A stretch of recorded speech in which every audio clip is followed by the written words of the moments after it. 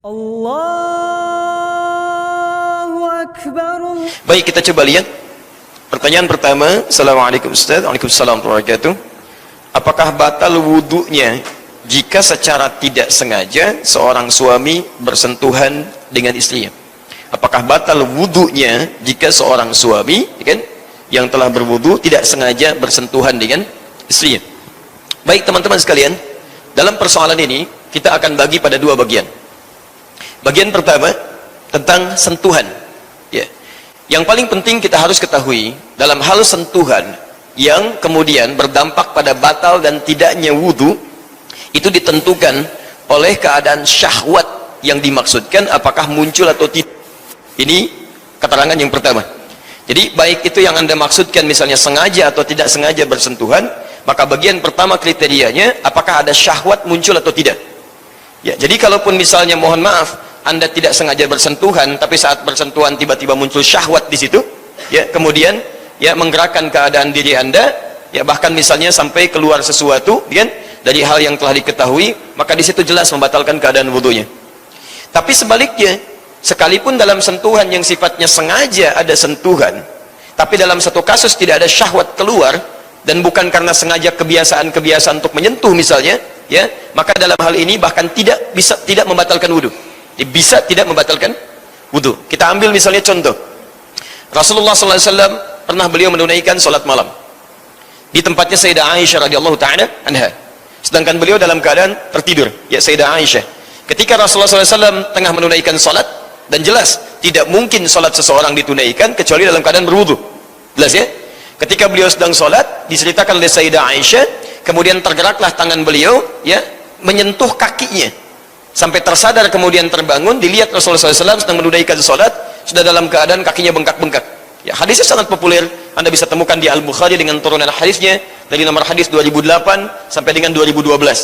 Sampai di situ kemudian beliau mengisahkan tentang keadaan sifat sholat Nabi kepada beberapa sahabat yang bertanya, di antaranya Al-Mughirah bin Syu'bah, Hudzaifah Al-Yamani, kemudian ada sahabat Abdullah bin Mas'ud radhiyallahu ta'ala anhum jami'an. Mereka bertanya, kaifa kanat salatu Rasulullah sallallahu alaihi wasallam? Bagaimana sifat salatnya Rasulullah sallallahu alaihi wasallam? Kata Sayyidah Aisyah, la tas'al an husnihinna wa tulihinna. Jangan ditanyakan bagaimana panjang dan bagusnya salat beliau. Shalli arba'an, thumma yusalli arba'an, thumma yusalli thalathan. Kalau beliau salat di rumah saya, salatnya 4 rakaat, 3 rakaat. Tapi jangan ditanya bagaimana panjang dan bagaimana bagusnya bacaannya, karena sulit untuk diikuti. Ya, bagaimana bisa tahu keadaan ini? Karena pernah tadi beliau terbangun, tangannya menyentuh kaki Nabi yang tengah menunaikan salat. Dilihat kakinya sudah bengkak. Sampai di akhir bertanya, ya Rasulullah, kenapa harus sampai seperti ini? Alam takun ma'suman, bukankah engkau seorang dijaga dari salah? Alam takun madmunan, bukankah engkau dijamin masuk surga? Ya. Jadi Masya Allah, kata Sayyidah Aisyah, kalau dalam bahasa kita lebih luasnya, Anda ini kan Rasul, Nabi, dijaga dari kesalahan, dijamin masuk surga, masih mau tahajud sampai bengkak-bengkak berdiri lama begini. Ya, Masya Allah. Kalau kalimat ini dibalikan kepada kita, Anda Nabi bukan, Rasul bukan, surga belum jelas, tidak maksum juga, gitu kan? Masa nggak mau bangun tahajud walaupun tidak harus bengkak seperti Nabi, gitu kan? Kalau dalam kalimat bebasnya. Baik, apa jawab Nabi? Afala akunu 'abdan syakura?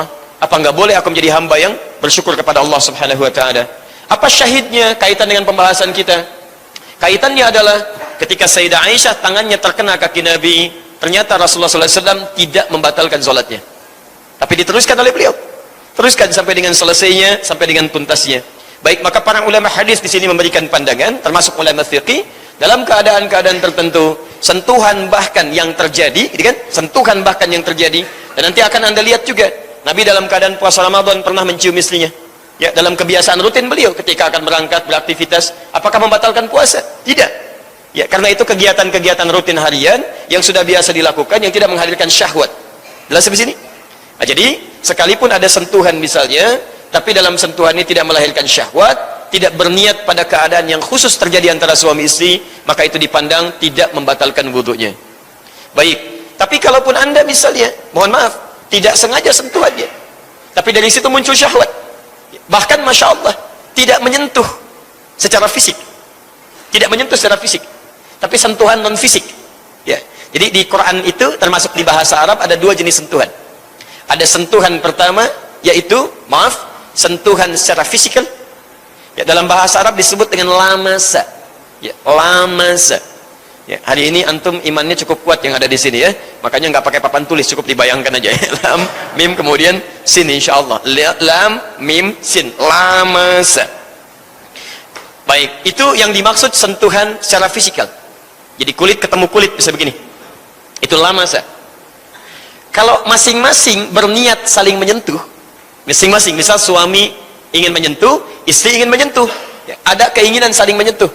Maka di sini kalimatnya berubah dari lamasa dijadikan ditambah alif di depan lamnya. Lamasa. Jelas ya? Dia ada lamasa, ada lamasa. Awas beda. Ya. Hati-hati ini bahasa ini agak ketat gitu ya. Agak ketat di sini. Anda salah belajar, salah menyimpulkan. Ya, seperti kalimat wudu misalnya, gitu kan? Bagaimana menjadi dau, bagaimana tidak menjadi dau. Nah, itu ada turunan-turunannya. Nah, itu bahasan lain nanti insyaallah ya. Baik. Lamasa menyentuh. Lamasa saling ingin menyentuh. Kalau kalimatnya lamasa belum tentu batal wudu. Tapi kalau sudah lamasa pasti batal wudu. Pasti batal wudu. Karena itu ketika Allah turunkan hukum seseorang, suami istri yang saling menyentuh di sini, ya, kemudian turun ayatnya di sini, kalimatnya jelas, wudunya batal, harus dia berwudu kembali, kalau tidak menemukan langsung dia bertayamum. Quran surah kelima, Al-Maidah ayat yang ke-6. Posisi boleh pakai posisi? Masih boleh ya. Posisi paling kiri sebelah atas. Ya, posisi paling kiri sebelah atas. Ini untuk memudahkan ya. Kalau yang sudah paham ayatnya, tahu nomornya, tahu posisinya, maka langsung aja lah gitu kan. Yang belum tahu itu untuk memudahkan. Ya ayyuhalladzina amanu, hai orang-orang yang telah menyatakan dirinya beriman kepada Allah. Idza qumtum ilas shalah, jika Anda ingin menunaikan salat dengan sempurna, faghsilu wujuhakum, maka mulai berwudu terlebih dahulu. Ya, basuh wajah yang pokok. Wa aydiyakum ilal marafiq, tangan sampai dengan siku. Kemudian wamsahu bi ru'usikum, usap bagian kepalanya, bukan rambutnya. Ingat ya, ingat. Lihat kalimatnya. Basuh tangan sampai siku, bukan siku ke tangan. Tangan sampai siku. Usap kepala, bukan rambut. Jadi kalau ada yang berwudu cuman rambutnya saja misalnya, cuman dibeginikan, ya, takut gitu kan, rambutnya begini karena takut dia bergeser sisirannya, maka wudunya tidak sah di sini. Kepalanya yang dimaksudkan, bukan rambutnya. Kemudian wa arjulakum ilal ka'bain, kakinya sampai kedua mata kaki. Di ujung ayatnya, lihat ujungnya, ya. Aula mastumun nisa fa ilam tajidu ma'a fatayammamu sa'idan thayyiban. Maka kalau tidak didapatkan air, maka silahkan Anda langsung bertayamum. Gunakan debu, bukan tanah. Ya, debu yang suci. Ya, karena debu bisa ditemukan dimanapun. Tapi yang suci, yang menempel di tempat yang suci. Jadi nggak semua debu bisa dipakai tayamum. Saya ingin sempurna sampai debunya kelihatan begitu nyata supaya pas, masya Allah, kenal pot dipakai tayamum gitu ya. Itu tidak tepat ya. Dicari tempat yang baik, bisa menempel di tempat-tempat yang baik. Nah, fa illam tajidu ma'a fatayammamu sa'idan thayyiba, di ujung ayatnya lihat kalimatnya, aula mastumun nisa falam tajidu ma'a, sebelumnya aula mastumun nisa, atau Anda sengaja saling bersentuhan dengan pasangannya. Kalimatnya tidak menggunakan lamasa tapi lamasa. Jadi saling menyentuh di sini diisyaratkan oleh Al-Quran wudu. Jelas di sini? Baik, ada yang kedua, sentuhan yang terjadi tanpa adanya kontak fisik secara kulit. Ya, jadi misal Anda hanya melihat gambar, atau kadar Allah misalnya melihat istri dan sebagainya dalam keadaan berwudu, tiba-tiba ada perasaan tertentu di dalam hati, ada sentuhan kepada jiwa, ada getaran yang berbeda, maka seketika bisa membatalkan wudu. Kalimat sentuhan tanpa kontak fisik diistilahkan dalam bahasa Arab, termasuk dalam Al-Quran, dengan kalimat massa. Massa. Jadi ada lamasa, ada massa. Ya, kalimat massa pertama ada di Quran surah kedua Al-Baqarah ayat 214. Posisi paling kanan sebelah bawah. Ini yang sifatnya cukup positif. Yang negatif ada di Quran surah kedua Al-Baqarah ayat 275. Posisi paling kanan sebelah atas. Jadi kita lihat misalnya ujian. Ya, sifat ujian. Am hasibtum an tadkhulul jannata. Quran surah kedua Al-Baqarah ayat 214. Am hasibtum an tadkhulul jannata wa lamma ya'tikum mathalul ladzina khalau min qablikum massathumul ba'sa wad-dharra wa zulzilu hatta yaqula ar-rasulu wal ladzina amanu ma'ahu mata nasrullah ala inna nasrullahi qarib. Lihat kalimatnya. Am hasibtum an tadkhulul jannata, apa Anda duga akan begitu mudah masuk ke dalam surga? Jangan dikira mudah. Awas, hati-hati. Surga itu indah, begitu nikmat, kenikmatannya luar biasa. Setiap hal yang melahirkan kenikmatan, maka fitrah kehidupannya mesti lewat ujian. Ya, silakan. Anda misalnya, mohon maaf, ingin mendapatkan pekerjaan yang nyaman, keadaan yang bagus, apa dikira langsung mendapatkannya? Tidak. Anda lewati tahapan dulu, Anda belajar dulu, lewat ujian dulu, baru mendapatkan semua itu. Termasuk apa Anda kira mudah datang ke sini? Tidak. Anda bisa menghadapi kemacetan di jalan, bisa menghadapi tantangan dan sebagainya, baru mendapatkan apa yang kita harapkan. Surga, kenikmatannya lebih daripada dunia. Makanya kata Al-Quran, jangan dikira Anda mendapatkan surga, bisa masuk begitu mudahnya. Dan kalimatnya, ya, walamma ya'tikum mathalul ladzina khalau min qablikum. Sedangkan Anda belum mendapati ujian seperti orang dulu pun yang dijamin masuk surga mendapati ujian. Ya, dulu orang, ya, bukan hanya kalangan Nabi. Dari sahabat Nabi SAW ada yang dijamin masuk surga dengan lisan Nabi tanpa hisab. Ya, ada sahabat Abu Bakar As-Siddiq, ya, Umar bin Khattab, Uthman bin Affan, kemudian sahabat-sahabat yang lainnya dijamin masuk surga. Apa dikira tidak ada ujian? La haula wala quwata illa billah. Dahsyat. Bilal bin Rabah bagaimana ujiannya? Antum sekarang, Masya Allah, bandingkan. Dulu sahabat, ya, diuji luar biasa. Masya Allah, ujiannya begitu berat. Baru kemudian dijamin masuk surga. Antum bukan sahabat, kan? Keadaan belum tentu dekat dengan Allah. Pengen masuk surga tanpa ujian mustahil. Nah, di antara ujiannya, ada ujian-ujian yang kadang-kadang menyentuh ke dalam kalbu kita. Nggak ada kontak fisik. Ya, kontak fisik tidak secara langsung. Tapi seakan-akan ketika mengalami itu, secara fisik mungkin tidak langsung bersentuhan. Tapi akan ada pengaruh langsung ke dalam jiwa kita. Misal, ada berita misalnya, mohon maaf, Bapak dapat telepon, Pak, hari ini ada berita bahwa, misal, taklim Bapak, papan tulisnya belum bisa dihadirkan, misal gitu kan. Padahal kita nunggu papan tulis dari tadi gitu kan, Masya Allah. Belum kisahnya belum nyampe seperti sekarang, yang tadi misalnya kan. Jadi tunggu, udah berjam-jam, tiba-tiba belum datang.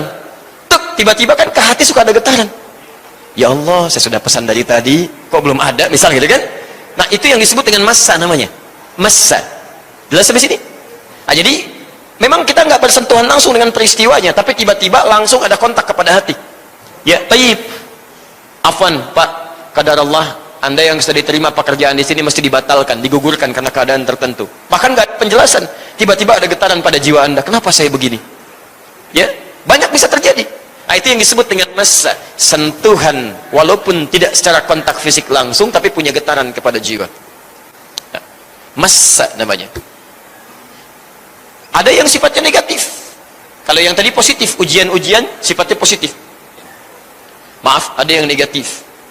Ada, mohon maaf sekali lagi, orang lewat tiba-tiba lihat gambar besar, gitu kan? Aurat terbuka sebagian, atau yang di handphone lihat gambar aurat terbuka, ya qadarullah begitu sedang dilihat misalnya, setan masuk tuh, anak panahnya masuk ke mata, dilihat sampai ada sentuhan ke dalam jiwanya. Memang nggak ada kontak fisik dengan yang dimaksudkan, tapi sentuhannya ada kepada jiwanya sampai mengeluarkan sesuatu hal misalnya yang bisa berpengaruh pada batal wudunya. Ini yang disebut dengan massa. Ya. Memang lisannya istighfar salah juga, tapi matanya nggak bergerak, gitu kan? Astagfirullah, gitu kan? Itu kacau itu ya, itu kacau. Baik, ini massa dengan lamasa, lamasa.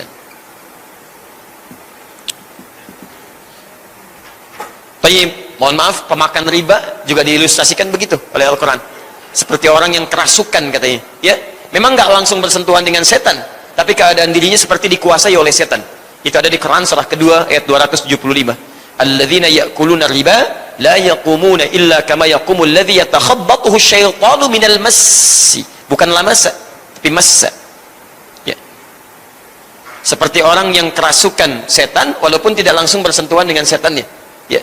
Yang kerasukan setan itu ini bahasa kiasan.